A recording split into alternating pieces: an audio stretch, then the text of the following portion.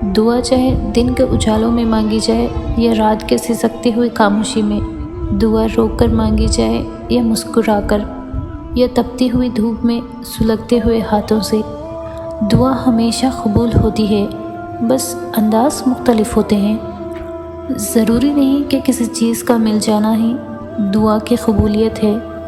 بلکہ کسی چیز کا دور ہو جانا بھی دعا کی قبولیت ہے۔ بس کبھی کبھار تکلیف یقین اور مصلحتوں پر اتنی بھاری ہو جاتی ہے کہ نہ دعا قبول ہوتی نظر آتی ہے اور نہ مصلحتیں سمجھ میں آتی ہے۔ یہ بھی امتحان ہوتا ہے، ہماری محبت کا امتحان، ہمارے صبر کا امتحان، ہمارے یقین کا امتحان۔ کبھی کبھار اللہ پاک اسی لیے ہمارے دل سے اس لاحاصل چیز کا خیال نہیں نکالتا تاکہ ہم اس سے بات کریں، اس سے اتنا مانگے کہ اس کو ہمارے یقین کی اور معصومیت کی یہ ادا پسند آ جائے۔ وہ ہمیشہ ہماری حسرتوں پر کن کہنے کا منتظر رہتا ہے،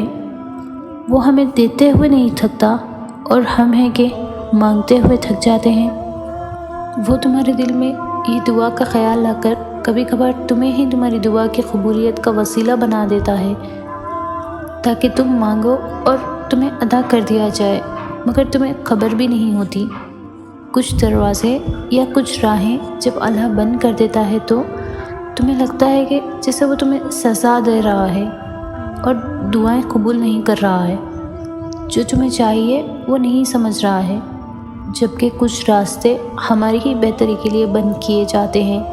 کیونکہ آگے جا کر ان سے ہمیں زیادہ تکلیف ملتی ہے۔ یہ سزا نہیں ہے، بلکہ یہ تو اللہ کی محبت ہے